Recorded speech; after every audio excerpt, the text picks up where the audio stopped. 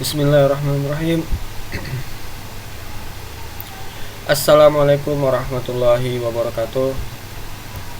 Waalaikumsalam warahmatullahi wabarakatuh. Rabbi zidni ilma warzuqni fahma. Rabbi shrah li sadri wa yassir li amri wahlul 'uqdatam min lisani yafqahu qawli. Allahumma inni as'aluka ilman nafi'an wa rizqan thayyiban wa amalan mutaqabbalan. Alhamdulillahirabbil alamin. Wassalatu wassalamu ala asyrafil anbiya'i wal mursalin sayyidina wa maulana Muhammadin wa ala alihi wa sahbihi ajma'in amma ba'd. Bagaimana kabarnya? Baik, Pak. Sudah baik, Pak. Lagi di rumah semua nih. Iya, Pak. Di sana hujan? Palaran hujan? Hujan, Pak. Hujan. Kalau Yanti dosa ditanya. Tetanggaan kita ya. Pasti hujan juga. Nah, masih mute tuh Yanti. Namanya kok Najmi. Iya Pak, saya pakai laptopnya Najmi Pak. Lagi anu dia, lagi tugas negara ya. Iya Pak. Lagi tugas negara. Baik, kita awali dengan tilawah, kita lanjutkan sampai di mana?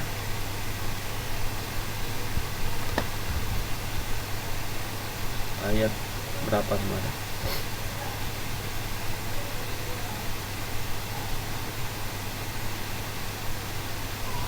Dilanjutkan tilawah kemarin ya.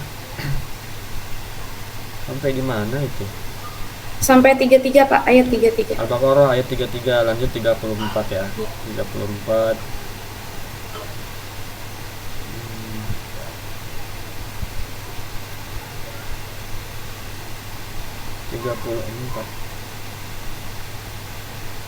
Oke, lumayan nih, panjang-panjang ayatnya. Satu orang satu ayat, satu orang satu ayat beserta terjemahannya. Dari ayat dulu.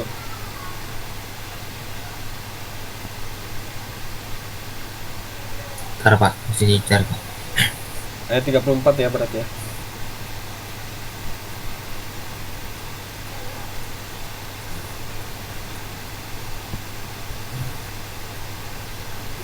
A'udzubillahi minasyaitonirrajim. Bismillahirrahmanirrahim. Wa iz qulna ilma laikatis juduli adama wasakah du illa iblis Iblis. Qalqalah iblis. iblis Iblis. iblis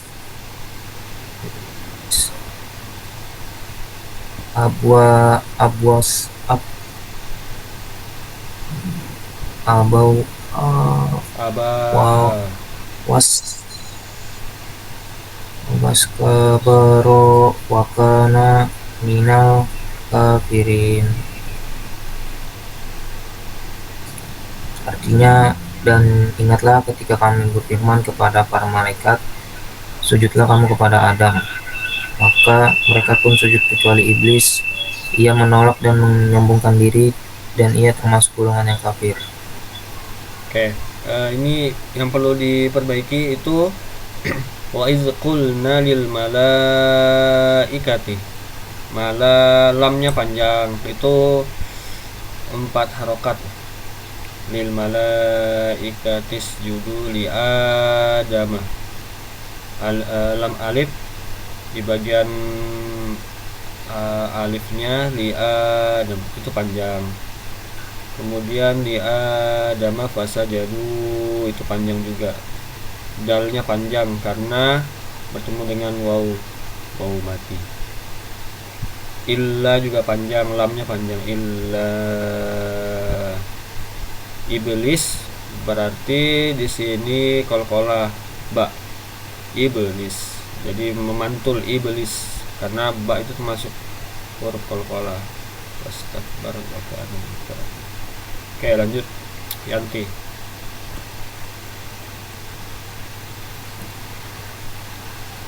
Wa qulna ya Adamu uskun anta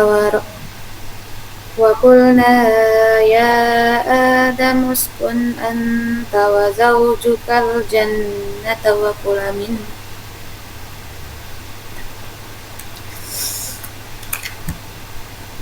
وقلنا يا آدم اسكن أنت وزوجك الجنة وكلا منها رغدا حيث شئتما ولا تقربا هذه الشجرة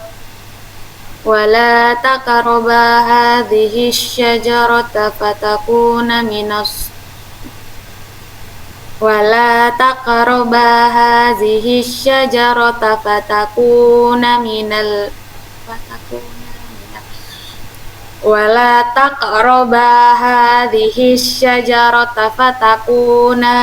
الظالمين. Dan kami berfirman, wahai Adam, tinggallah engkau dan istrimu di dalam surga, dan makanlah dengan nikmat berbagai makanan yang ada di sana sesukamu. Tetapi janganlah kamu dekati pohon ini, nanti kamu termasuk orang-orang yang zalim. Oke, tadi di bagian zoliminnya kurang panjang zolimin. Lanjut. Raya.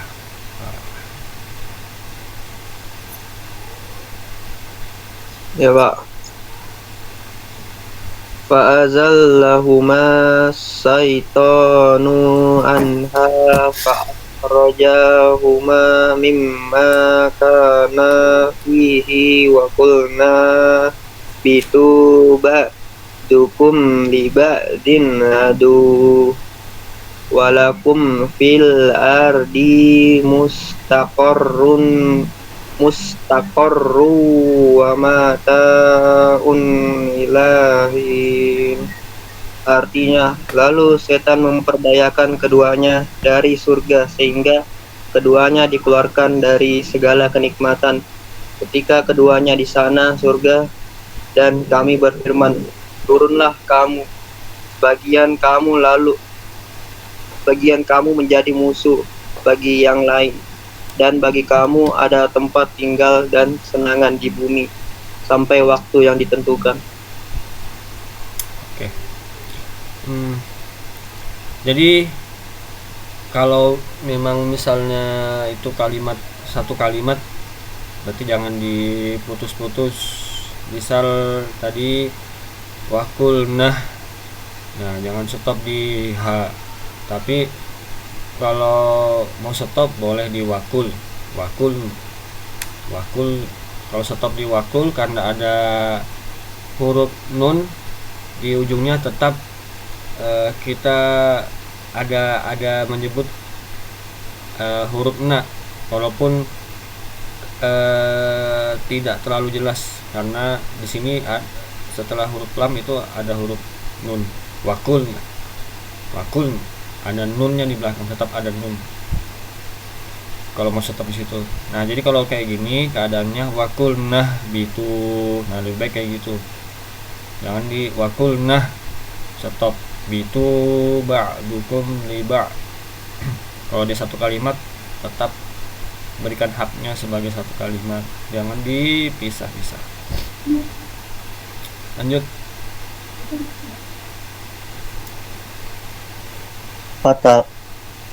Fatalaqa Adamu min rabbihi kalimatin fataba alaihi innahu huwat tawwabur rahim. Kemudian Adam menerima beberapa kalimat dari Tuhannya, lalu dia pun menerima tobatnya. Sungguh Allah Maha Penerima Tobat, Maha Penyayang. Oke. Untuk panjang pendeknya, kalau memang itu 4 harokat berarti 4 ketukan harus lebih panjang dari yang 2 harokat. Fatalaqqa Adamu min rabbihi kalimat Nah, kalau memang itu 4 harokat berarti harus lebih panjang daripada yang 2 harokat. Shadaqallahul azim. Alhamdulillah kita sudah melakukan tilawah Quran. Semoga dengan diawalinya kegiatan kita pada hari ini dengan tilawah Quran, semoga yang membaca dan yang mendengarkan mendapatkan ganjaran pahala oleh Allah Subhanahu wa taala. Dan semoga dengan diawalinya dengan tilawah Quran ini, segala kegiatan kita pada hari ini dirahmati oleh Allah, diberkahi, dilancarkan oleh Allah Subhanahu wa taala. Amin ya rabbal alamin. Kita lanjut ke materi. Siapa yang presentasi ini? Tafadhol. Silakan presentasi.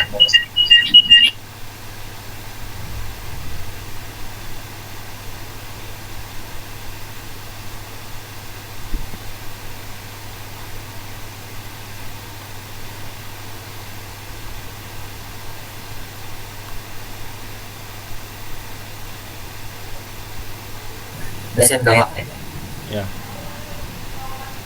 Share screen. desain kayak screen ini kan ya sudah.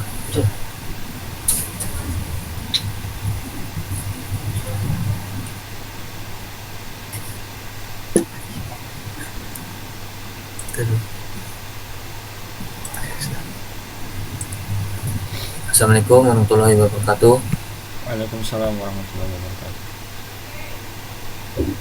Saya di sini akan mempresentasikan tentang fotografi dan ilustrasi. Baik, saya mulai. Pertama itu ada latar tentang dunia fotografi. Dunia fotografi itu adalah elemen kritis yang dapat mempengaruhi hasil akhir sebuah gambar, memainkan peran penting dalam menentukan fokus, visual, dan menyampaikan cerita. Terus ada di dalam ilustrasi desain itu terdapat latar belakang yang memiliki peran yang sama pentingnya dengan elemen-elemen lain dalam gambar, tidak hanya menyediakan konteks visual, tetapi juga dapat menentukan suasana, waktu, dan tempat dalam ilustrasi. Ilustrator desain sering merencanakan latar belakang dengan cermat, memilih warna, tekstur, dan elemen-elemen lain yang mendukung naratif atau konsep yang ingin kita sampaikan. Terus ada pengertian fotografi, yaitu untuk menciptakan gambar diam dengan merekam cahaya melalui media sensitif cahaya seperti film, fotografi, atau sensor digital. Fotografi melibatkan penggunaan kamera atau perangkat serupa untuk menangkap momen, objek, atau pemandangan dengan presisi visual. Dan ilustrasi adalah seni menciptakan gambar atau gambar yang menggambarkan atau menghias teks, konsep, atau ide. Ilustrasi dapat dilakukan dengan berbagai teknik, termasuk menggambar gambar tangan, lukisan, ilustrasi digital, dan seni vektor. Terus fotografi itu ada kekuatan visual. Fotografi menghadirkan gambar yang merekam momen-momen dan menyampaikan pesan melalui komposisi dan pencahayaan. Momen-momen yang berharga dan tidak dapat diulangi, gambar yang dapat mengungkapkan emosi, kebahagiaan, kesedihan, atau kekaguman dalam satu frame, mengabadikan momen-momen penting dalam sejarah atau kehidupan seseorang.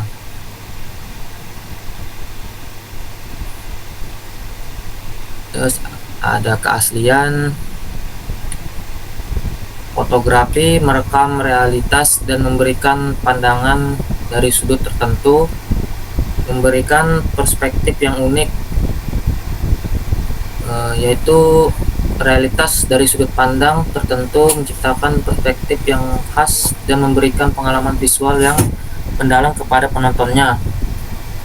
Biasanya fotografi tidak hanya sekedar merekam gambar, tapi juga memungkinkan fotografer untuk menyampaikan pesan seperti kayak emosi dan cerita melalui sudut pandang mereka.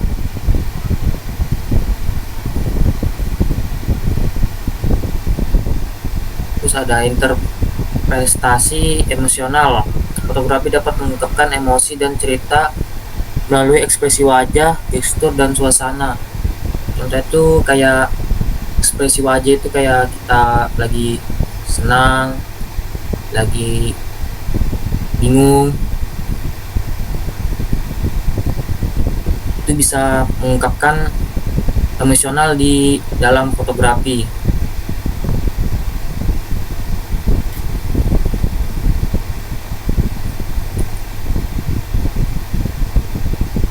Ilustrasi kreatif. Ilustrasi memberikan kebebasan ekspresi dan imajinasi untuk menciptakan gambar yang tidak terikat oleh batasan realitas. Yang maksudnya itu kita dalam ilustrasi itu kita diberikan kebebasan dalam berimajinasi untuk menciptakan gambar yang tidak terikat oleh batasan realitas. Berbeda dengan fotografi, yaitu yang terpaut dengan dunia nyata. Dalam ilustrasi itu kita bisa menggambarkan hal-hal yang tidak mungkin terjadi di dunia nyata, kayak kita tuh lagi membuat dunia baru. Terus ada gambar yang menghidupkan. Ilustrasi dapat memberikan gambar yang unik, menyenangkan, dan visual menarik dengan gaya, warna, dan bentuk yang khas. Ilustrasi memberikan seniman kebebasan untuk mengekspresikan kreativitas mereka melalui berbagai elemen, menciptakan gambar yang unik, menyenangkan, dan visual menarik. Terus ada pesan spesifik. Ilustrasi dapat mengkomunikasikan pesan spesifik atau abstrak melalui gambar yang dapat diinterpretasikan secara visual, seperti narasi visual, ekspresi emosi, pesan sosial, dan politik seni abstrak. Terus pentingnya fotografi dalam komunikasi visual. Pertama itu ada memukau klien. Fotografi profesional dapat membuat desain dan produk terkesan dan menarik bagi klien dan audit. Fotografi memiliki peran yang sangat penting untuk mempresentasikan produk atau layanan dengan cara yang memikat dan menggugah minat.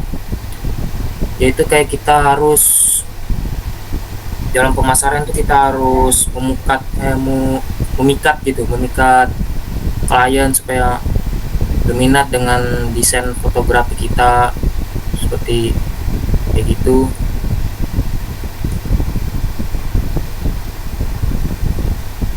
Terus autentik. Fotografi asli dan berkualitas memberikan integritas visual dan kepercayaan pada pesan yang ingin disampaikan, menggambarkan kesungguhan, menghindari kesalahpahaman, kredibilitas, dan kepercayaan.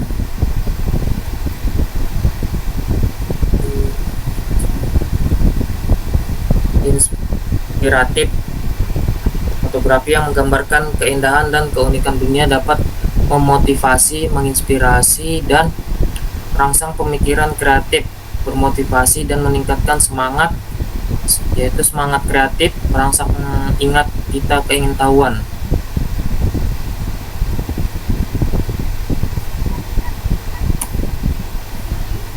Manfaat ilustrasi dalam desain. Kreativitas tanpa batas. Ilustrasi memungkinkan kreasi visual yang tidak terbatas oleh batasan fotografi, memberikan kebebasan untuk menggambar konsep yang kompleks atau abstrak. Terus ada branding yang konsisten. Ilustrasi dapat membantu menciptakan dan memperkuat identitas merek melalui gambar yang konsisten dalam berbagai media desain. Terus memutus pesan yang jelas. Ilustrasi dapat memberikan visualisasi langsung dan jelas terhadap konsep atau informasi yang sulit dijelaskan dalam bentuk kata-kata. Ya, ini contoh penggunaannya seperti kayak iklan produk. Ini menggunakan fotografi untuk menggambar produk dengan tajam dan menarik minat pembeli potensial. Terus ini contoh buku anak-anak, ilustrasi, cerita dan warni untuk menghidupkan karakter dan cerita dalam buku anak-anak. Terus ada desain web, ini menggunakan fotografi juga untuk menarik, menciptakan tampilan visual yang menarik dan memikat pengunjung website.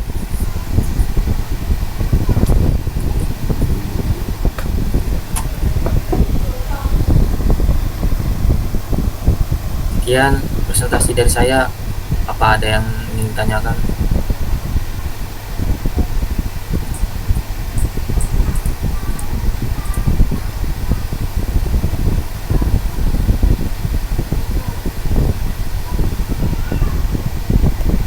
Silakan teman-teman yang ingin bertanya.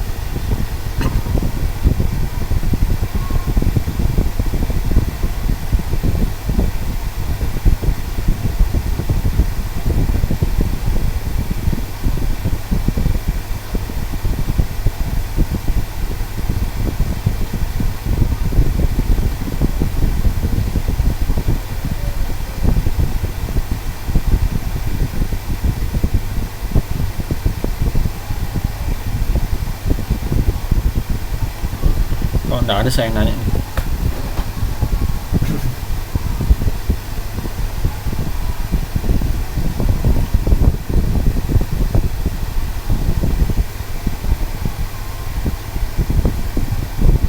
Kalau mau memberikan kritik dan saran silakan ya.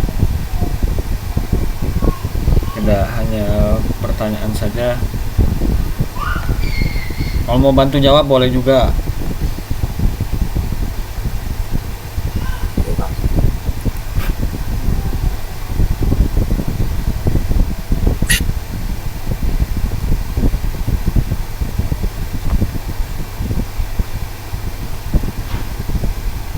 Oke, sambil ini ya menunggu, siapa tahu teman-teman lagi menyiapkan pertanyaan. Saya mau tanya, apa bedanya fotografi dengan ilustrasi?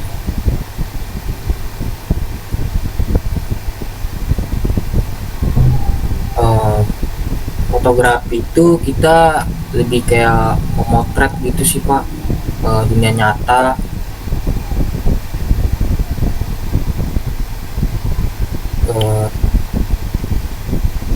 Pokoknya kayak untuk mengabadikan itu momen-momen yang sangat penting. Terus kalau ilustrasi itu menurut saya tuh gambar gitu sih Pak, yang bebas kita kreasikan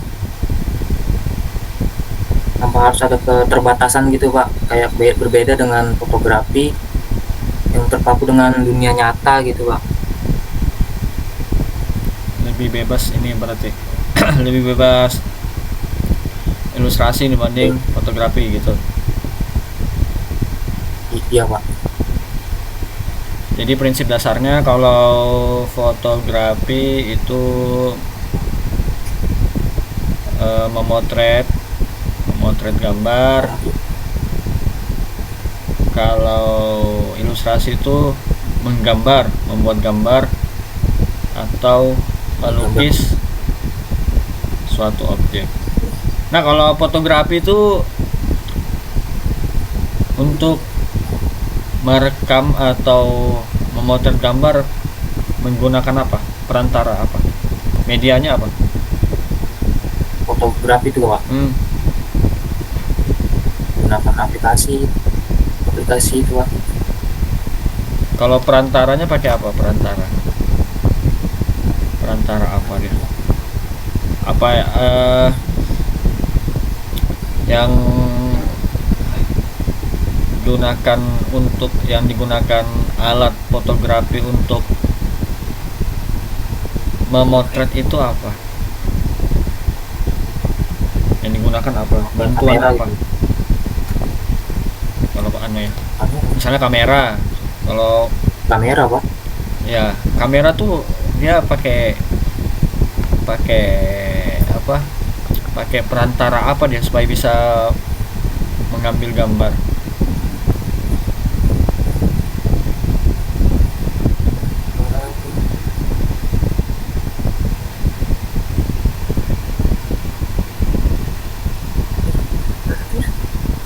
Kalau kamera itu kan dia pakai ini ya, menggunakan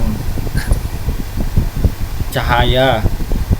Kalau nggak ada cahaya bisa nggak moto? Ya, udah bisa moto Pak, nggak? di jelek hasilnya Pak. Apa? Kalau kurang pencahayaannya itu kayak jadi jelek Pak. Jadi apa? Jelek Pak pasti hasilnya. Gelap ya. Tetap bisa tanpa cahaya ataupun minim cahaya bisa, tapi hasilnya tidak bagus. Nah, kalau alatnya apa bedanya? Kalau alatnya tadi fotografi dengan ilustrasi apa?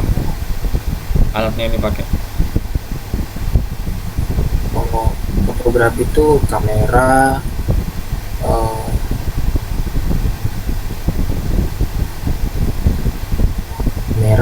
kalau ilustrasi itu kayak buku gambar, Ya, terus pena, eh, pensil gitu Pak. pensil. Kalau yang pakai software itu, yang pakai misalnya iPad atau Oh, iya, memakai tab yang layar sentuh, itu masih bisa disebut ilustrasi apa nih? Yang berbasis digital. masih bisa sih Pak itu. Ilustrasi masih termasuk ilustrasi situ Pak. Oke.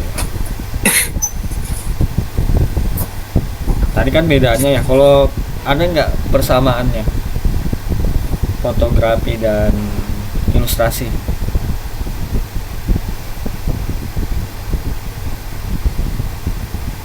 Persamaannya ya, fotografi dan ilustrasi.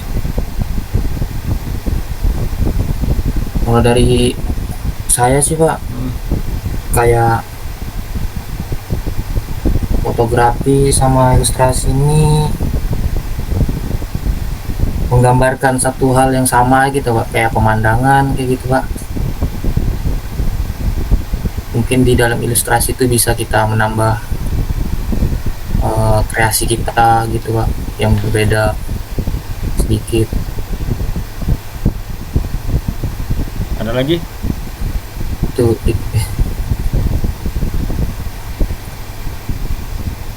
Itu aja sih Pak yang saya tahu. Oke, yang lain ada yang mau ditanyakan kepada Mas Hidayat Saya, Ahmad Pak. Hidayat? Tuh, Saya Pak izin. ingin kemana? Jadi saya izin bertanya Pak. Jadi saya mau bertanya, bagaimana suatu gambar ini dikatakan ilustrasi yang baik dan tepat. Ketika kita melihat gambar ilustrasi itu, ketika kita melihat, bagaimana cara kita menentukan bahwa ini ilustrasi yang baik dan tepat. Terima kasih. Bagaimana kita Yang lain siapa tahu masih ada lagi yang mau nanya. Saya Pak. Nah, tampung dulu ya, Dayat ya, ditampung dulu pertanyaannya. Iya Pak. Bagaimana itu fotografi dan ilustrasi dapat mempengaruhi emosi dari penonton? Bagus tuh pertanyaannya.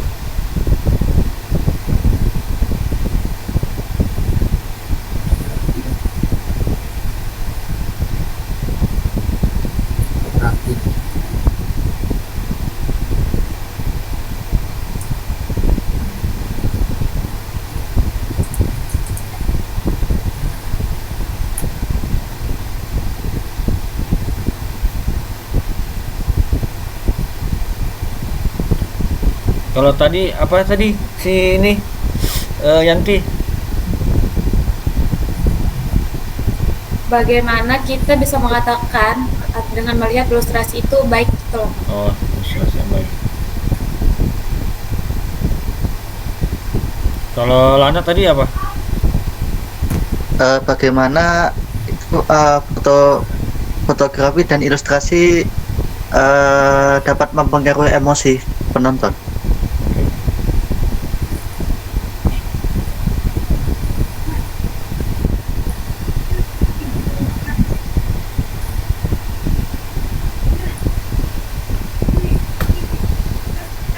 Kayak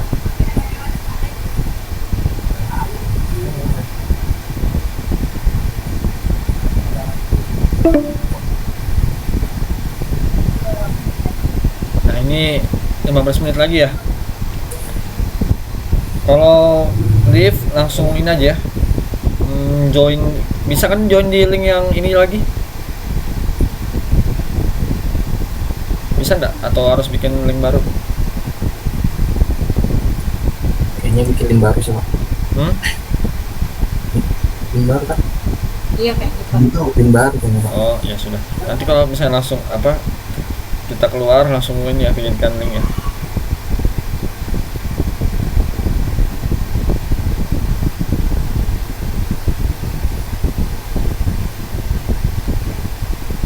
Silakan kalau sudah ada yang bisa dijawab pertanyaan.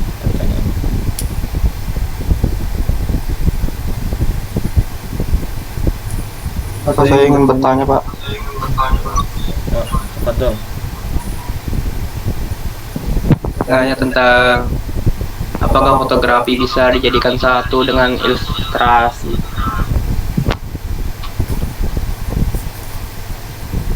Seperti kayak foto, misalnya kita foto dulu gitu kan. Dari foto itu kita bisa gambar ulang gitu untuk mempercantik dari foto itu.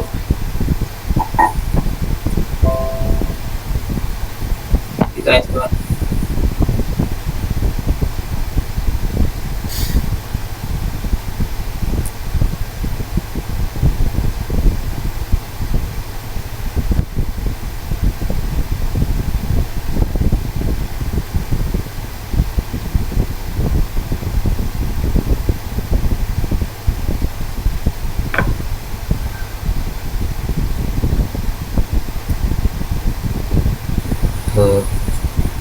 Pak, saya mau menjawab pertanyaan dari Maulana.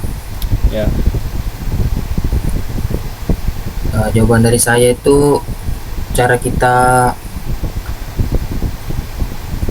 mengetahui mempengaruhi emosi pada penonton itu kayak kita harus caranya itu kayak warna, komposisi dan pencahayaan dalam sebuah gambar yang kita bikin itu harus menciptakan suasana hati gitu Pak. Terus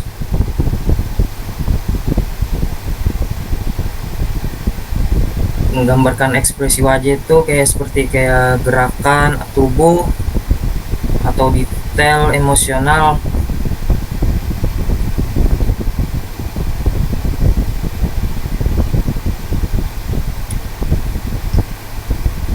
dan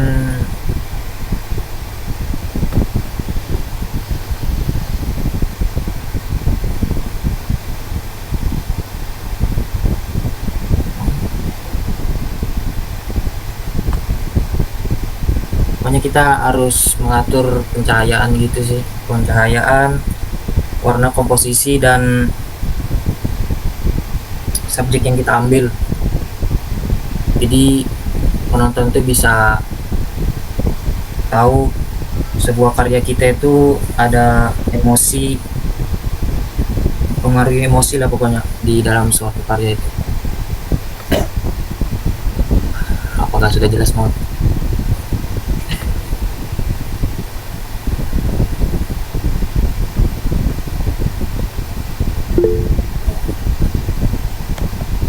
Kalau belum puas bilang belum ya.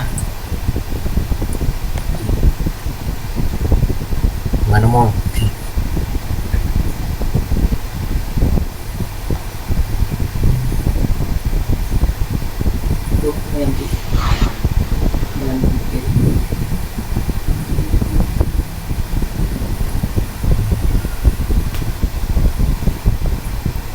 Jadi intinya itu apa dari warnanya.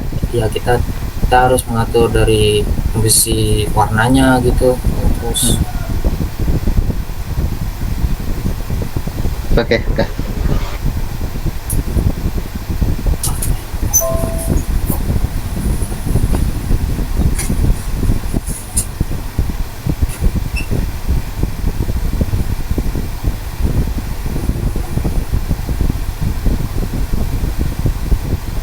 eh, saya akan menjawab pertanyaan dari Haryanti, yang bagaimana suatu gambar ilustrasi dapat dikatakan dengan baik. Yaitu gambar ilustrasi yang baik itu adalah gambar yang dapat menggambarkan dengan jelas terhadap pesan yang hendak kita jelaskan atau mau kita sampaikan.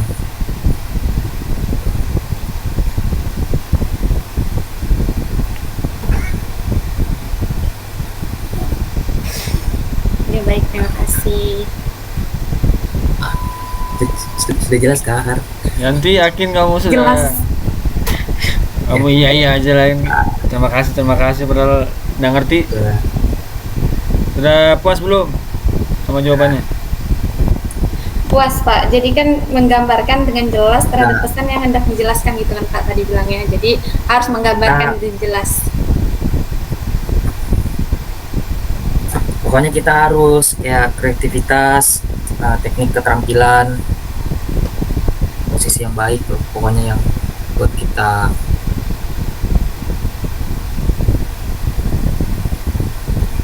buat gambar ilustrasi yang baik dan benar.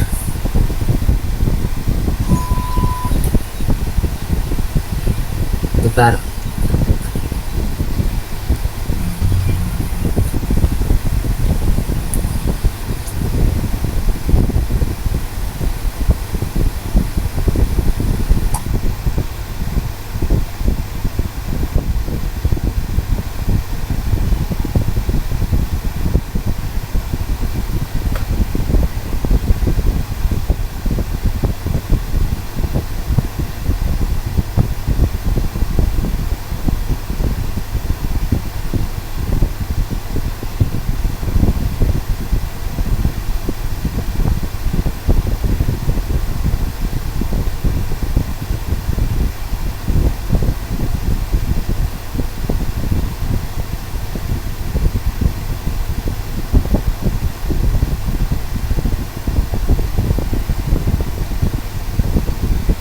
Punya Raya lagi itu. Pertanyaannya Raya. Ya Pak, ini saya mau jawab pertanyaan dari Raya. Jawaban dari saya itu bisa fotografi dengan ilustrasi itu bisa dijadikan satu, kayak kita menggabungkan elemen-elemen gitu, kayak beberapa foto dan ilustrasi yang berbeda untuk menciptakan gambar yang baru.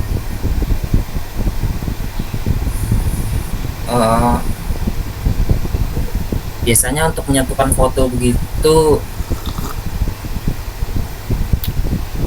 kita menggunakan perangkat lunak pengeditan gambar seperti Adobe Photoshop untuk menggabungkan foto-foto dengan elemen ilustrasi atau mengubah elemen-elemen dalam foto menggunakan efek ilustrasi.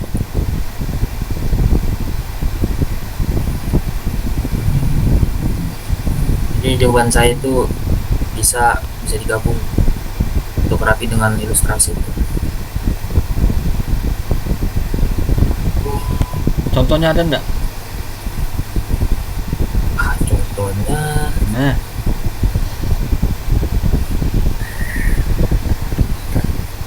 lihat kan ini share screen, coba kamu googling lihat.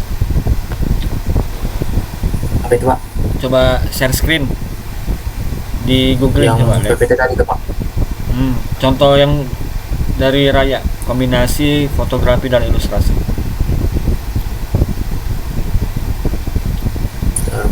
Share screen.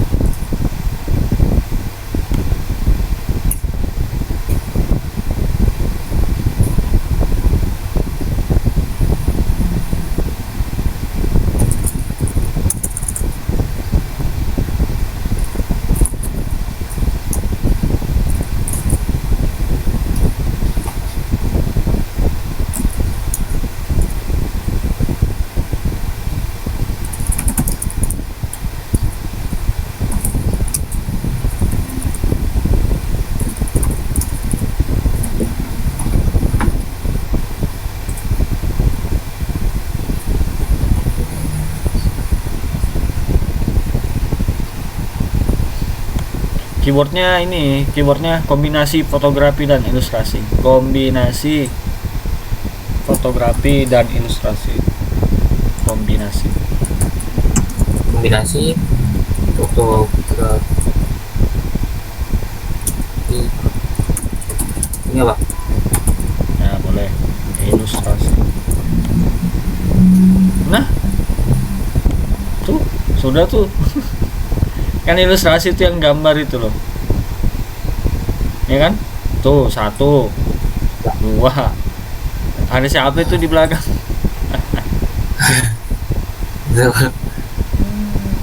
Nah, itu jelas kan, itu gabungan tuh. Yang mana ilustrasi kan pasti kalian tahu yang mana ilustrasi, yang itulah yang tangan itu kan. Sesuatu yang bisa digambar itu ilustrasi. Kalau fotografi kan sesuatu yang difoto, objek yang difoto. Kalau ilustrasi kan objek yang digambar. Itu jelas sudah, sama yang hidung itu. Hidung BAB. Nah, mau dicolok. Coba dibuka itu, coba yang Vimela boleh, Vimela. Ya itu detik boleh juga. Kita lihat macam-macamnya. Kita lihat gambar-gambarnya. Diklik coba ininya, websitenya, artikelnya diklik. Udah kah?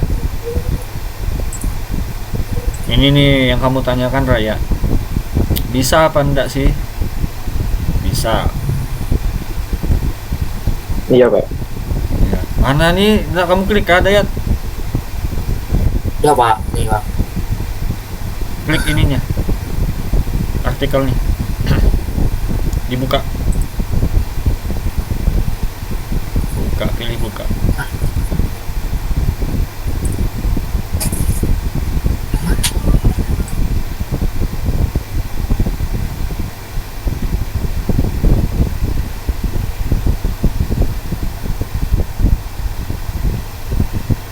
Nah, lamanya Dayat. Oke, itu aja sudah. Jelas sudah kan? Intinya bisa kan kombinasi ini. Oke, tepuk tangan dulu untuk Dayat ya. Alhamdulillah ada ini ya, perkembangan dari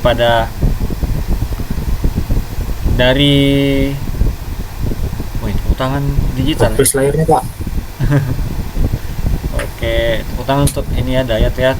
Alhamdulillah ada perkembangan dari presentasi sebelumnya, sudah lebih baik, bisa menjawab semua pertanyaan saya juga bisa dijawab. Alhamdulillah ya. Saya berikan ini ya atas perjuangannya belajar ya. Cuma ya tetap harus kedepannya harus tetap ditingkatkan lagi, diperbaiki lagi, selalu berproses, selalu memperbaiki diri. Nanti pokoknya ditingkatkan lagi dari penguasaan materi. Yang pasti yang saya ingatkan untuk teman-teman semua, kuasai materi, itu yang paling penting. Itu kuasai materi. Kalau teman-teman sudah menguasai materi, insya Allah bagus presentasinya. Kalau untuk slide tadi, saran saya terlalu banyak tulisan masih.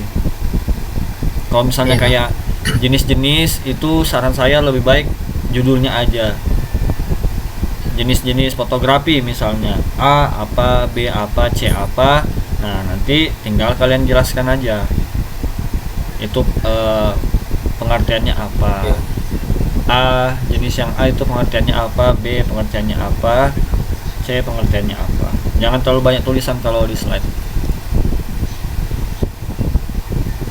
supaya teman-teman itu tidak hanya memperhatikan slide aja, nanti mereka malah fokus baca narasi di slide, malah tidak memperhatikan kita yang presentasi. Jadi itu, kalau untuk pertanyaannya Lana dan Yanti itu sebenarnya masih berhubungan ya. Kalau ilustrasi yang baik itu salah satunya adalah ilustrasi yang bisa mempengaruhi penikmatnya atau yang melihat ilustrasinya.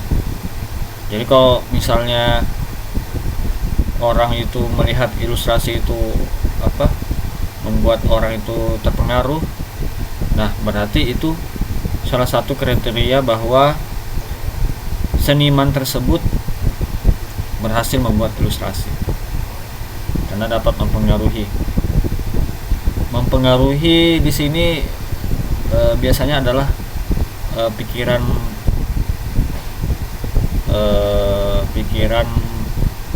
bawah alam sadarnya ya. Jadi macam-macam tuh, kalau pasti kalian pernah lah dalam hidup kalian tuh pernah melihat ilustrasi yang menyedihkan, ilustrasi yang membahagiakan. Nah, kita tanpa kita sadari kalau kita lihat ilustrasi itu kita merasa ikut bahagia juga, ikut merasa sedih juga, ikut marah bisa juga. Nah, berarti ilustrasi itu termasuk ilustrasi yang baik. Teman-teman ada nggak dalam belakangan ini lihat ilustrasi atau fotografi yang menarik perhatian atau yang kalian suka, ada nggak dalam waktu belakangan ini? Karena sekarang zamannya digital ya, jadi ya pasti sih, saya yakin sering sih. Ilustrasi itu kan ya gambar, bisa di sosmed kalian lihat atau secara langsung di jalan atau di mana, di baleho, di banner. Apakah ada teman-teman? Atau fotografi? Nah, Raya apa ya? Di TikTok sih Pak. TikTok. Ada apa di TikTok? Kamu lihat apa di TikTok? Gambar-gambar kayak lukisan gitu Pak, lukisan sedih gitu Pak, baru dibuat lagu-lagu gitu Pak. Baru ada subtitlenya ya, ada liriknya ya. Iya Pak, baru ada foto-fotonya gitu Pak. Jedak jeduk enggak? Enggak Pak. Oh, enggak. Kalau menurut saya jedak jeduk itu menghilangkan esensi keseriusan dalam suatu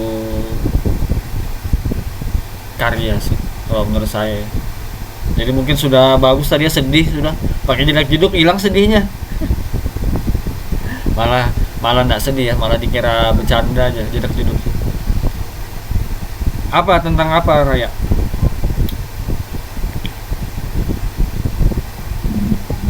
Yang kayak kata-kata putus-putus kayak orang-orang sedih gitu Pak, kayak putus cinta gitu Pak. Kamu bisa enggak ada tahu ininya, enggak tahu apa akunnya, enggak apa? Lupa sih Pak, lihat PVP apa ya Oh, Pak? DPP aja, numpang lewat aja. Iya Pak, numpang lewat aja Pak. Terus Baca. terus kamu ikut sedih juga gitu? Enggak sih Pak. Enggak sih, berarti kamu enggak terpengaruh ya. Yang lain ada enggak? Iya Pak.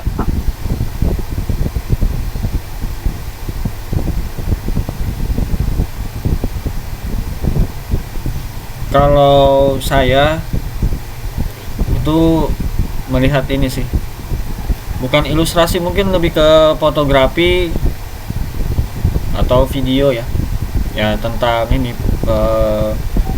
Palestina dan Israel, karena itu kan lagi hot topic belakangan ini. Dan itu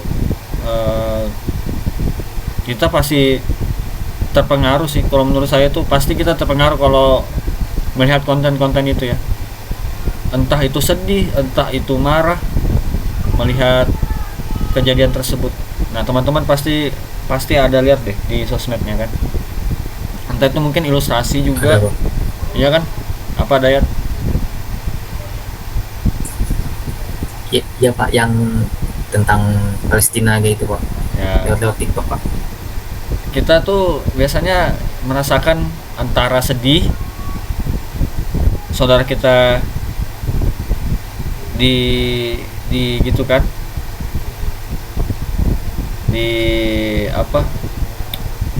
dilakukan dengan tidak semestinya. Yang kedua biasanya kita adalah marah, kita tidak terima kan, kenapa saudara kita dilakukan seperti itu. Kemudian masalah pilpres. Nah, kalau saya lihat ilustrasi itu di Tempo, majalah Tempo itu biasanya dia ilustrasi pakai gambar. Nah, majalah Tempo tuh bagus tuh, ilustrasinya bagus. Kalau mereka bikin artikel, nah ilustrasinya tuh bagus kalau Tempo. Itu sih belakangan yang saya ingat ya, yang saya lihat Tempo. Dan konten tentang ini pilpres, masalah kemarin putusan MK kan heboh juga itu. Kemudian itu Palestina dan konflik antara Palestina dan Israel. Kemudian kalau ilustrasi itu dikatakan baik, kalau ilustrasi itu dapat menarik perhatian atau dapat mempengaruhi penikmatnya, ilustrasi tersebut itu harus punya tujuan yang kuat. Kemudian harus mempunyai konsep,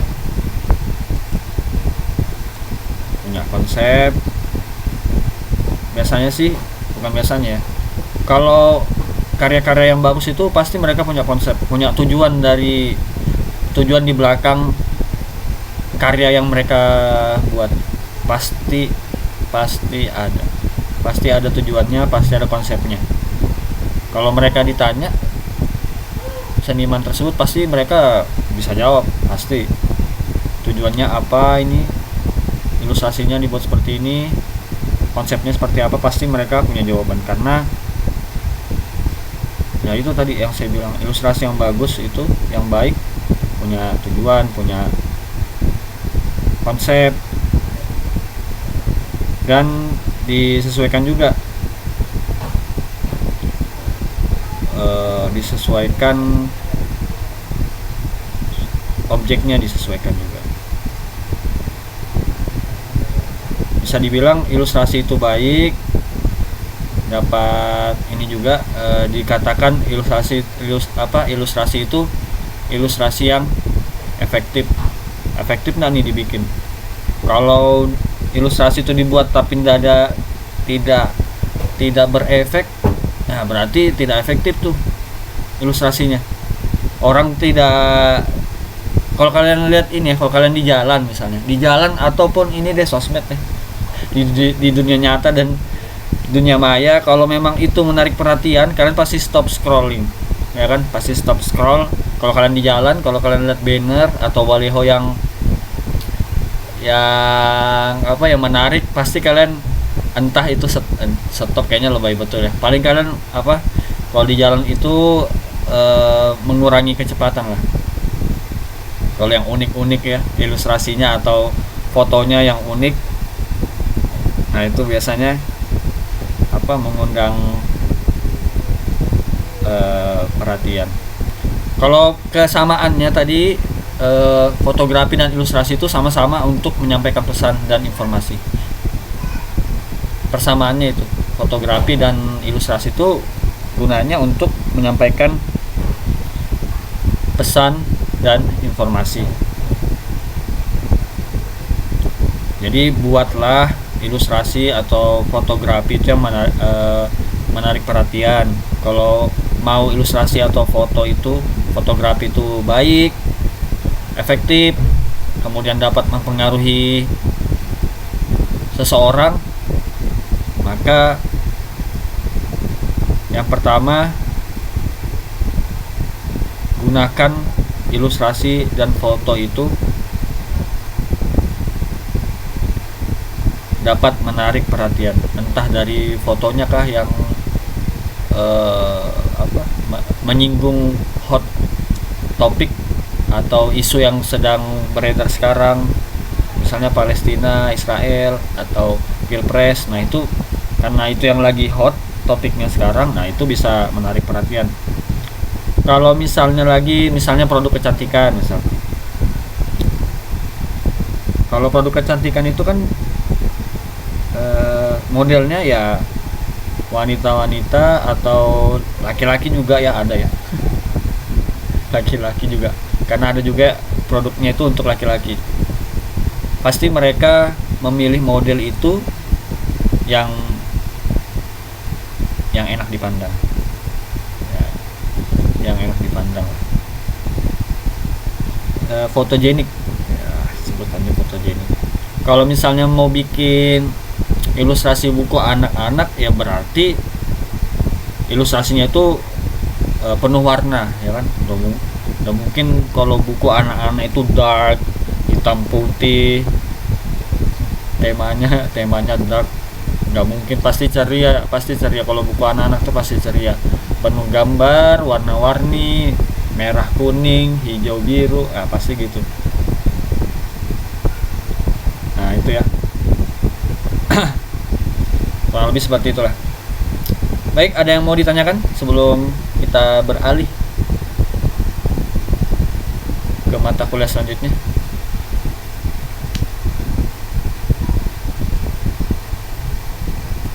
Nggak ada ya, berarti lanjut. Silakan. Nggak ada kan, Dayat? Atau ada mau kamu tambahkan, Dayat? Nggak ada sih Pak. Kalau kayak Canva gitu Pak, Kenapa? kita mau mengedit gitu Pak, itu kan ilustrasi juga termasuk Pak. Iya. Kalau dari kesimpulannya itu kan, fotografi sama ilustrasi kan, fotografi itu suatu objek yang ditangkap dengan perantara cahaya. Tidak bisa dibuat lah. Kalau ilustrasi itu kan objek yang bisa dibuat, ya kan, digambar pakai tangan, ya kan, pakai pensil, pakai pen. Kalau itu termasuk di Canva, itu termasuk ilustrasi, karena kita bisa membuat sendiri kalau ini di Canva.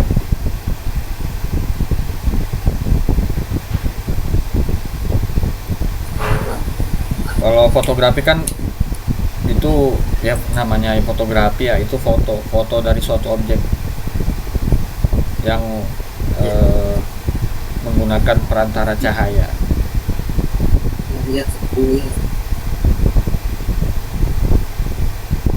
Karena tidak ada foto yang bisa dibuat. Pasti foto itu harus memerlukan ini cahaya. Kalau tanpa cahaya ya enggak ya gelap, lain foto namanya. Kalau gelap hitam doang.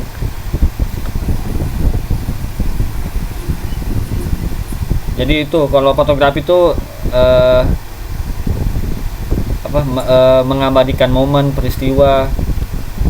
Nggak bisa ditulis dengan tangan, nggak bisa dibuat dengan tangan, nggak bisa fotografi. Kalau ilustrasi bisa dibuat dengan tangan.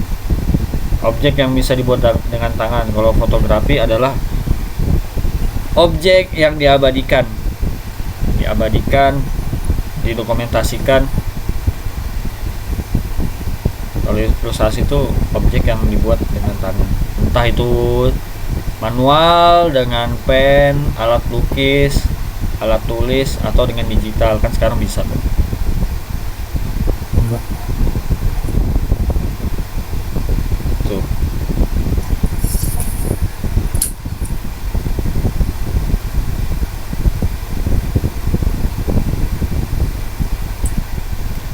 Kalau Canva itu ya dia bisa masuk ke fotografi, bisa juga masuk ke ilustrasi, termasuk tergantung mau milih yang mana. Kan Canva tuh ada fotonya juga kan ya. Kalau dia foto ya berarti dia fotografi. Kalau gambar ya masuk ilustrasi berarti.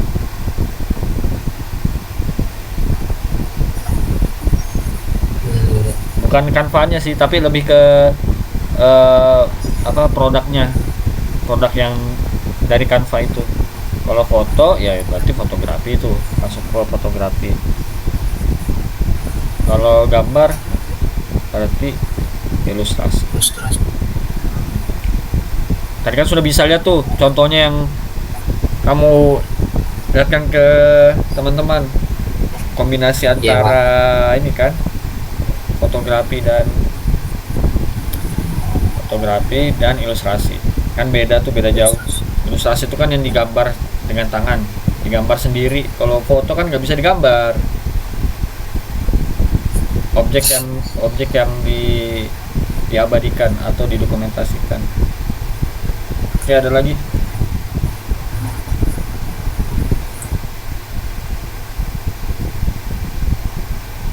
Ada lanjut ya, silakan yang presentasi selanjutnya.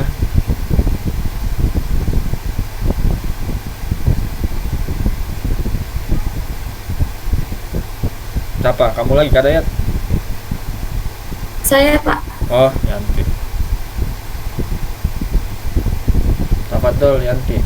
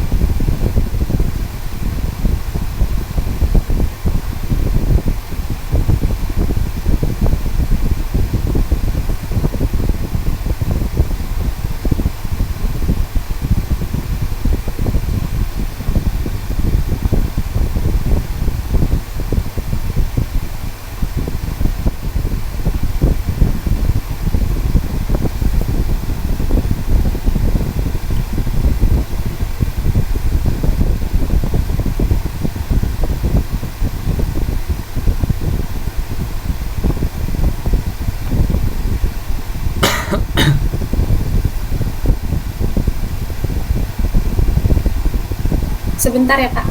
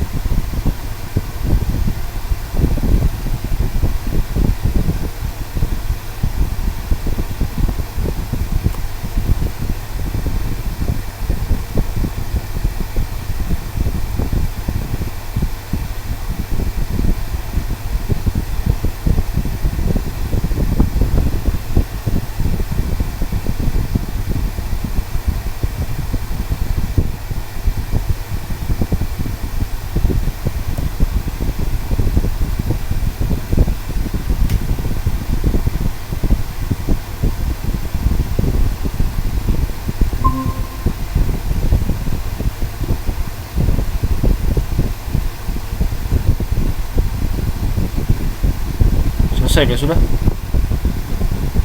Untuk kesimpulan,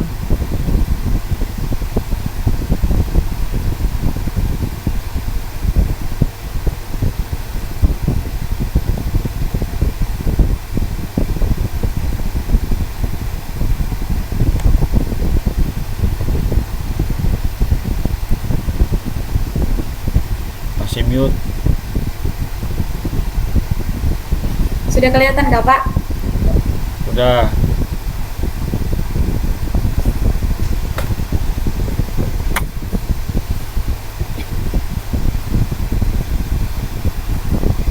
Baik. Assalamualaikum warahmatullahi wabarakatuh. Waalaikumsalam warahmatullahi. Waalaikumsalam warahmatullahi wabarakatuh. Baik teman-teman, di sini saya akan mempresentasikan cara mendirikan usaha di mana ada 2 poin yang saya masukkan. Langkah dalam membangun usaha itu ada 2 yang saya masukkan di sini. Yang pertama inspirasi, yang kedua mencari peluang. Baik, inspirasi dalam konteks bisnis itu apa sih? Jadi, inspirasi dalam konteks bisnis merujuk pada dorongan batin atau ide-ide kreatif yang memotivasi individu untuk menciptakan, mengembangkan, atau mengelola bisnis. Inspirasi dalam bisnis merupakan kekuatan yang mendorong orang untuk menghasilkan konsep baru, mengatasi tantangan, dan melihat peluang di tengah ketidakpastian. Dalam garis besarnya, saya ambil bahwa inspirasi ini adalah api yang mendorong inovasi dan kreativitas kita dalam dunia bisnis. Selanjutnya, di sini saya ada masukkan 4 sumber inspirasi. Yang pertama, diri sendiri. Yang kedua, tren dan inovasi. Yang ketiga, melihat permasalahan. Dan yang keempat, peluang pasar. Sumber inspirasi bisa kita dapat yang pertama dari diri sendiri. Dari diri sendiri ini bisa datang dari hal-hal yang kita sukai, seperti kayak hobi, juga bisa datang dari keahlian kita, dan juga tentu bisa datang dari pengalaman pribadi kita. Contoh inspirasi bisnis yang bisa kita dapat dari hobi kita adalah, misalnya saya suka memasak. Hal ini bisa saya jadikan sebuah bisnis makanan atau juga membuka restoran. Itu merupakan inspirasi dari hobi diri kita sendiri. Yang kedua yaitu dari keahlian. Kalau contoh dari keahlian, saya dapat ambil contoh, saya bisa mencontohkan Raya yang ahli dalam programmer, di mana Raya dapat membuka bisnis dengan membuka bisnis pengembangan perangkat lunak. Kalau dari pengalaman pribadi sendiri, di mana kita sudah mempunyai pengalaman dalam berbisnis, misalnya kita telah bekerja di dunia industri bisnis. Contohnya misalkan kita kerja di dunia industri bisnis, industri Milo, di mana kita telah mengetahui bahwa Milo ini adalah serbuk yang dapat dijadikan minuman. Kita bisa berbisnis dengan membuka es Milo. Itu merupakan inspirasi yang bisa kita dapatkan dari pengalaman pribadi sendiri. Yang kedua ya ini tren. Tren ini adalah hal-hal baru atau populer yang banyak orang lakukan atau sukai. Misalnya, kalau saya ambil contoh tren, mungkin ini nggak tahu tren atau enggak ya, tapi misalnya KFC. Kita melihat bahwa banyak orang yang suka makan ayam KFC. Nah, dengan itu kita melihat tren-tren yang sedang terjadi, maka kita bisa berinovasi bahwa kita ingin membuat ayam tepung tapi yang berbeda dari KFC. Contohnya itu sekarang kayak ayam ricis, di mana ayam ricis ini juga termasuk ayam tepung tapi dia memiliki banyak varian rasa, kayak rasa spicy, rasa saus, pedas. Terus ada juga ayam utuh besar yang dijual di ricis ini. Nah, ini contoh inspirasi bagaimana kita melihat tren yang sedang ada di lingkungan kita dan kita membuatnya yang berbeda, menjadi suatu hal yang berbeda, dan itu juga dapat menjadi peluang bisnis bagi kita. Yang ketiga, melihat permasalahan. Dengan melihat permasalahan berarti kita dapat mengidentifikasi masalah atau kesulitan yang dihadapi orang lain. Kalau dari contoh yang dapat saya ambil melihat permasalahan, teman-teman tahu nggak Sudono Salim? Sudono Salim ini merupakan pembisnis yang sukses, di mana dia memulai bisnisnya berbisnis cengkeh dan tembakau. Tapi setelah Jepang datang menjajah, dia 3 tahun bangkrut. 3 tahun bangkrut. Setelah 3 tahun bangkrut, Jepang akhirnya tahun 1945 Jepang memberikan kemerdekaan kepada mereka. Tapi tidak berhenti sampai situ. Di situ Belanda ingin kembali merebut Indonesia. Nah, dengan begitu kan ada perlawanan antara tentara Indonesia dengan Belanda, di mana Sudono Salim melihat peluang ini. Dia melihat peluang berbisnis di waktu itu, di mana dia ingin menjual logistik dan bahan-bahan logistik seperti persabunan, dan juga menjual obat-obatan yang mungkin dibutuhkan oleh tentara TNI waktu itu.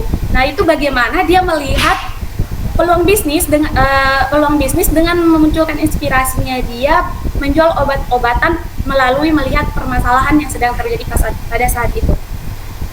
Selanjutnya itu tentang peluang pasar. Peluang pasar ini muncul ketika ada permintaan untuk suatu produk atau layanan tertentu. Misalnya jika banyak orang di lingkungan kita yang suka minum kopi premium, nah itu bisa menjadi peluang untuk membuka kedai kopi. Untuk melihat peluang pasar yang besar, kita perlu memahami kebutuhan dan keinginan orang yang ada di sekitar kita, serta melihat tren yang sedang terjadi.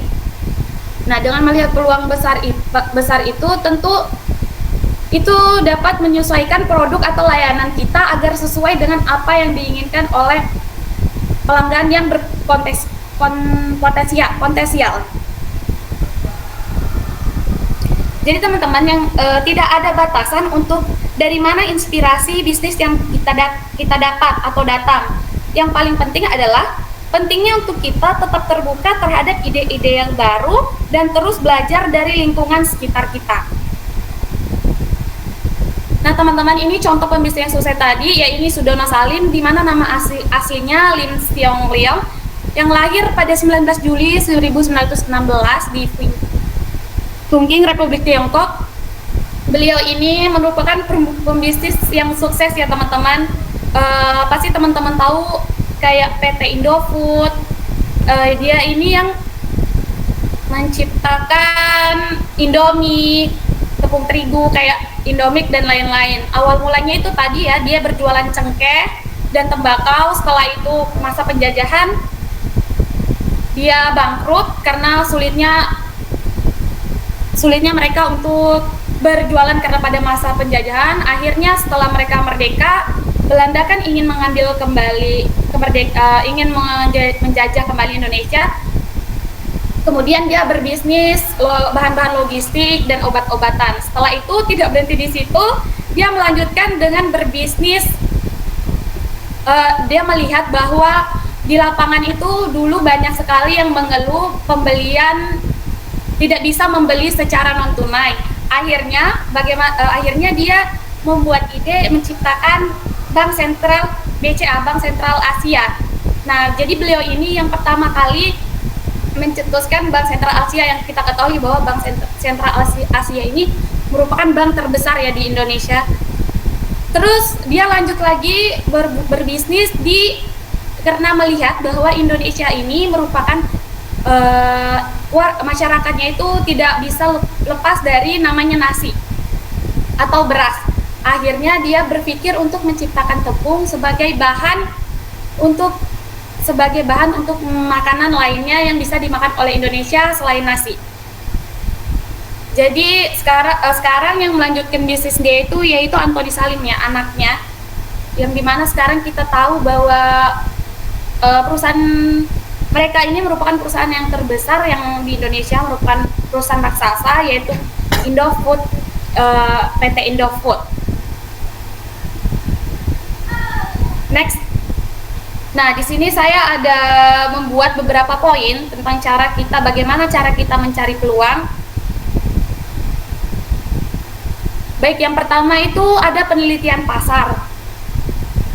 Pentingnya ini penelitian pasar agar kita dapat mengumpulkan, menganalisis dan menginterpretasi informasi tentang pasar target. Nah, ini tuh melibatkan memahami preferensi konsumen, perilaku pembelian, dan tren pasar dan potensi pertumbuhan. Jadi teman-teman, di dalam penelitian pasar ini kita dapat melakukan analisis pelanggan, analisis tren yang sedang berjalan di sekitar kita, dan juga kita dapat menganalisis pesaing ini yang ada nomor 2. Nah, ini merupakan salah satu. Nah, ini merupakan salah satu yang melalui riset pasar ini kita dapat mengidentifikasi segmen pasar yang potensial, dan juga kita dapat mengetahui konsumen yang belum dipenuhi dan memahami harga yang bersaing. Jadi, riset pasar ini memberikan pemahaman yang mendalam tentang pasar dan juga membantu kita mengidentifikasi peluang dan memberikan landasan bagi strategi pemasaran yang efektif. Begitu. Selanjutnya ini analisis pesaing, cara menganalisis pesaing untuk menemukan celah pasar. Bagaimana kita menganalisis pesaing kita untuk menemukan celah pasar? Misalkan kalau saya ambil contoh di daerah saya, misalkan kan yang awal mulanya itu misalkan ada penjual sayur-sayuran dan penjual sayur-sayuran, tapi di situ hanya menjual sayur. Nah, bagaimana kita menganalisis bahwa warung ini ternyata cuma menjual sayur? Akhirnya kita berinspirasi untuk menciptakan pasar yang menjual ikan, gitu teman-teman.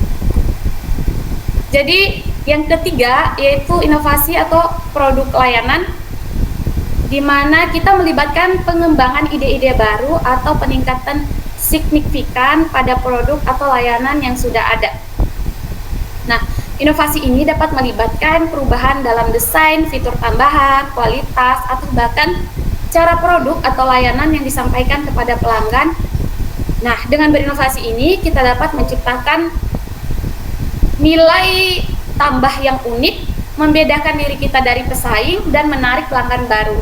Nah, inovasi juga membantu kita menjaga daya saing jangka panjang dengan terus menawarkan solusi relevan dan menarik bagi pasar. Jadi teman-teman, tadi yang contoh seperti KFC dan ayam ricis itu kan termasuk berinovasi ya, di mana dia menciptakan hal baru dari tren-tren yang sudah ada.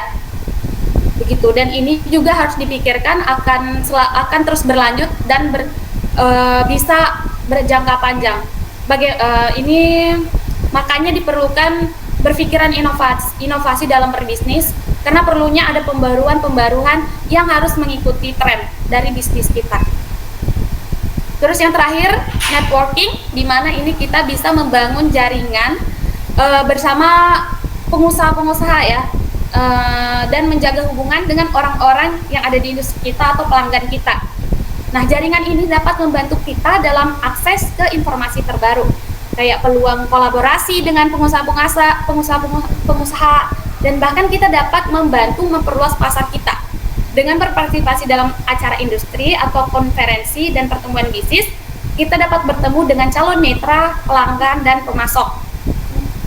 Jaringan yang kuat juga memberi kita kesempatan untuk mendengar masukan dari orang lain, memahami tren pasar atau real time, dan membangun hubungan yang saling menguntungkan. Nah, melalui kombinasi riset pasar, analisis pesaing, inovasi produk atau layanan, dan jaringan yang kuat, kita dapat mengidentifikasi peluang bisnis yang berharga, mengembangkan strategi yang efektif, dan membangun bisnis yang berkelanjutan dalam lingkungan pasar yang kompetitif. Nah, yang terakhir kesimpulannya, mencari peluang bisnis ini memerlukan inspirasi, dan inspirasi dapat memperkaya pemahaman tentang peluang bisnis. Ide bisnis yang dihasilkan dari mencari peluang dan inspirasi harus selaras dengan visi misi dan nilai-nilai sebagai pengusaha. Proses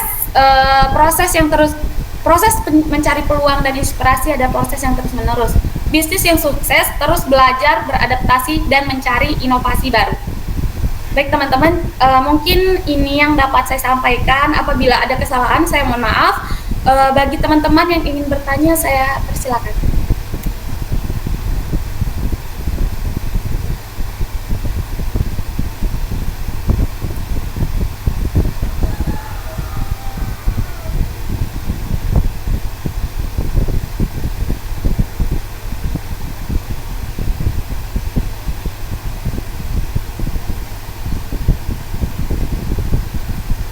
Eh,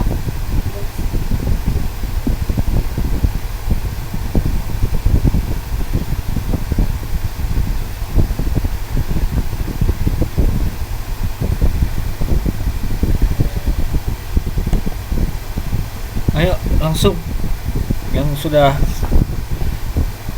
punya pertanyaan langsung ditanyakan saja.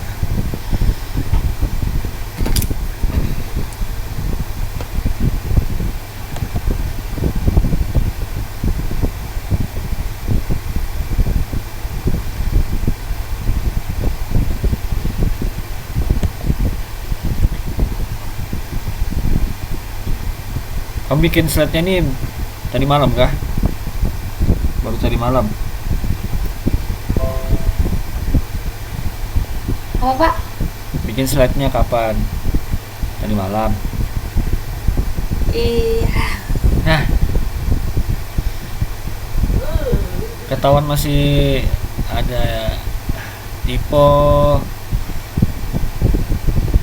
masih biasanya ada ini kan, ada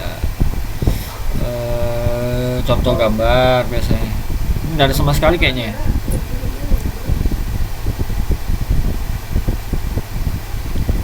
Nggak ada Pak, karena saya lebih fokus ke menguasai materi daripada desain sih Pak. Jadi saya tidak terlalu memperhatikan. Yakin sudah menguasai materi nih? Sedikit sih Pak. Sedikit lagi, berarti belum menguasai tuh. Kalau menurut Bapak, kan Bapak lihat saya presentasi.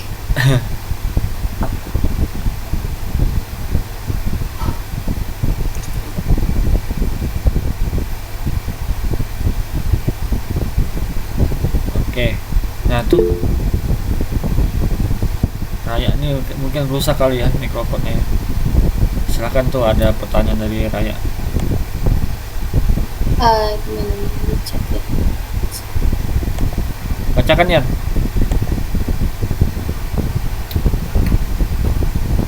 Apa hubungannya antara inspirasi dan motivasi dalam mencapai tujuan dalam berbisnis? Apa hubungannya?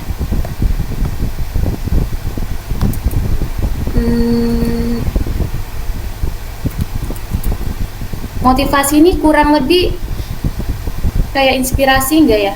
Enggak sih, kayak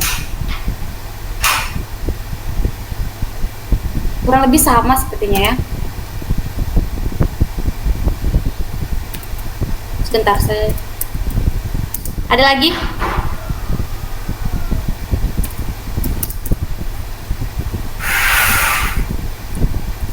Ada lagi yang ingin bertanya?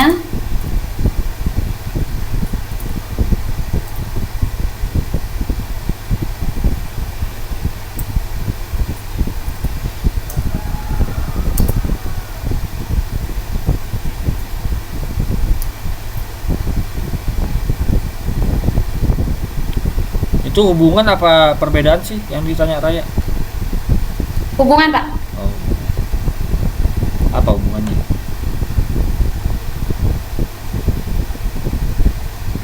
Kalau hubungan mungkin kayak inspirasi itu kan kayaknya memberikan arah dan ide-ide bagi kita. Kalau motivasi itu lebih mungkin kayak mendorong atau memberikan kekuatan untuk bertindak dan untuk atau mencapai tujuan kita, kurang lebih seperti itu sih Pak. Jadi dia yang memotivasi kita untuk mencapai tujuan kita. Kayak kita melihat orang sukses, kita termotivasi ingin seperti dia. Kalau ide-ide itu ide yang muncul dari inspirasi kita. Kurang lebih begitu sih Pak. Kalau kurang jelas kayak jelas atau kurang ya?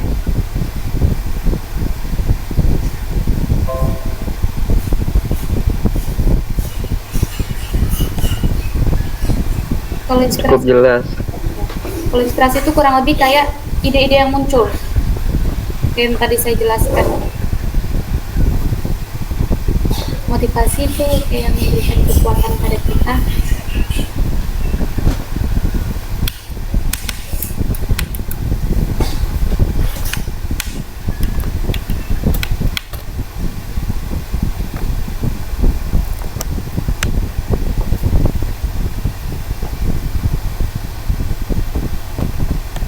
Yang lain ada yang mau ditanya?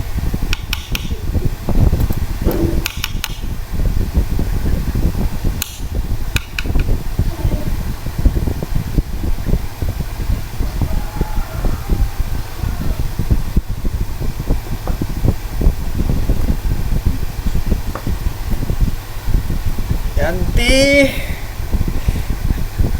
slide-nya ini ya, tadi saya bilang kurang ini. Biasanya siapa tadi yang kamu sebut tuh? Saya ingat lagi namanya, pengusahanya tuh. Boleh Sudono di Salim, Pak. ya itu kita kan nggak kenal tuh, banyak kan kita yang nggak tahu orangnya mana, mukanya kayak apa, nah gambarnya kurang. Mukanya tadi ada, Pak. Masa yang tadi tuh kah namanya? Iya, ini nah. Itu siapa? Beda namanya. Sudono Salim. Itulah itu. Iya, Pak. Dia kayaknya kan memang bukan warga negara Indonesia. Jadi dia itu sebenarnya orang Tiongkok. Chinese. Iya. Tapi sering dikenal dengan Sudono Salim. Ya, nama Chinese-nya Lim Si Leong. Iya, Pak.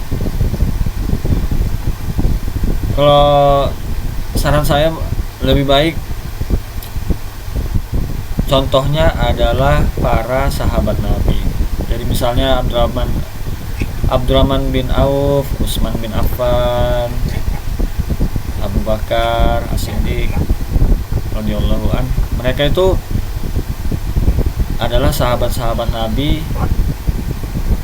Mereka adalah pebisnis yang sukses, orang-orang kaya. Kalau kita mau jadi pebisnis, syarat saya jadikanlah role modelnya itu yang pertama Rasulullah. Rasulullah itu juga sebenarnya orang yang beliau juga pintar berbisnis. Rasulullah juga orang yang kaya. Dan setelah itu jadikanlah role model itu adalah para sahabat Nabi. Jadi kalau berdasarkan hitung-hitungan dari penelitian juga, kalau dihitung dari kekayaan itu sahabat Nabi itu yang lebih banyak harta kekayaannya dibandingkan yang orang-orang setelahnya kalah. Rasulullah juga adalah orang yang kaya, kekayaannya juga banyak, tapi Rasulullah itu lebih memilih mensedekahkan kekayaannya, dan juga Rasulullah itu adalah orang yang sederhana.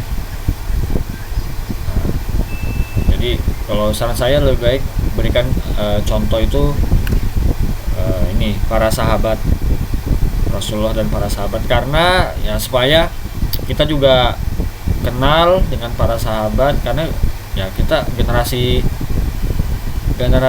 kita ini, generasi saya, generasi kalian itu lebih kenal dengan artis dibanding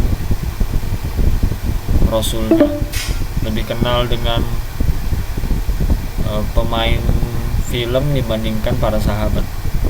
Nah itu saran saya itu untuk ini ya, tokohnya ya, karena Baik, Pak. sudah dipastikan mereka itu tidak ada riba, mempraktekkan riba sesuai syar'i, bisnisnya sudah jelas itu, saya yakin 100% mereka bisnisnya bersih. dari riba. Nah, kalau penjelasan sudah bagus Yanti, bagus sudah. Cuma ya itu ya, bahasanya itu masih terlihat masih bahasa artikel atau bahasa buku ya. Nah, mungkin waktunya kah yang waktu belajarnya kah yang kurang, atau buru-buru kah menyiapkannya. Kalau tadi pertanyaannya Raya, motivasi sama inspirasi, dua hal ini adalah dua hal yang saling berkaitan satu sama lain. Jadi kalau tidak ada motivasi, kita tidak bakalan nyari inspirasi.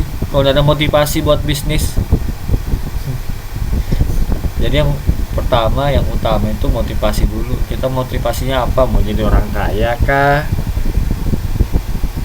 Motivasinya apa? Membahagiakan orang tua kah? Nah, kalau sudah motivasi, baru kita bisa mencari inspirasi. Jadi yang utama motivasi, yang kedua inspirasi.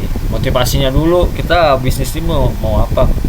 Mau mensejahterakan keluarga, mau membantu orang lain. Nah, setelah ada motivasi, baru kita cari inspirasi. Pertanyaannya, apakah berhubungan? Saling berhubungan. Karena kalau tidak ada motivasi, tidak ada dorongan untuk kita sebagai pebisnis untuk mencari ide atau inspirasi. Tadi bagus juga contohnya ya, contohnya Yanti tadi sesuai dengan apa yang dialami. Jadi melihat peluang, dilihat mungkin sudah ada penjual sayur mungkin, atau enggak ada penjual sayur sama sekali, coba ya kan, asal memang sayurnya itu bahannya atau produknya itu gampang, maksudnya bukan gampang atau masih bisa lah ditemukan. Kalau susah ya enggak bisa. Misalnya di sana misalnya di sini sayur susah betul nyarinya, sebulan sekali baru ya, kalau bisa jangan. Kalau susah juga jangan dipilih bisnis itu ya. Lebih bagus lagi kalau memang gampang didapatkan produknya. Misalnya tadi sayur belum ada yang jualan, oke, coba jualan sayur, baru setelah itu dikembangkan lagi.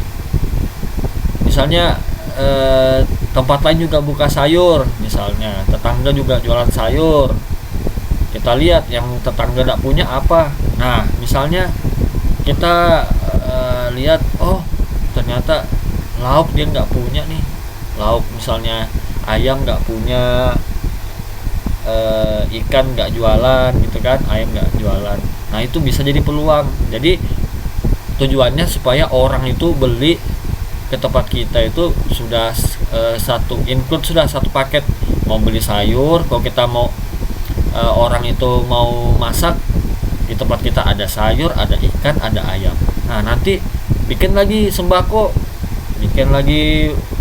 tambah lagi bisnis sembako. Jadi ada bumbu racik lah, kecap, asin, kecap manis lah, yang masih berhubungan lah.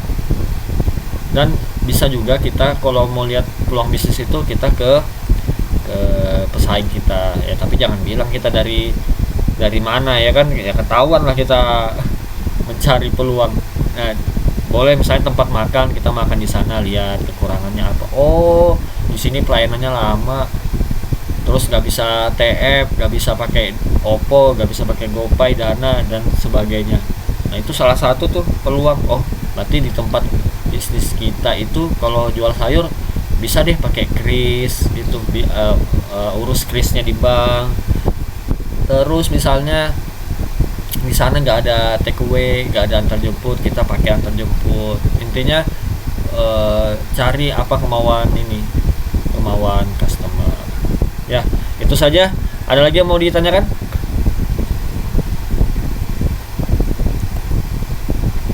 Kalau tidak ada, kita tutup. Apa ada ya? Mau nanya? Tidak ada sih Bang. Tidak ada, tapi mute-nya. Tanya itu Bang. Hah? Kenapa? Tanya itu Bang. Tanya sudah. Nggak ada Pak, ke raya itu Pak. Oh raya kan? Mana raya? Udah jelas ya tadi ya jawabannya ya buat raya. Jadi saling berhubungan. Ya itu gimana? Sebelum saya tutup saya tanya dulu ya progresnya gimana untuk bisnisnya. Dayat gimana? Saya belum bilang juga nih Pak Bilang sama sudah. kakak saya.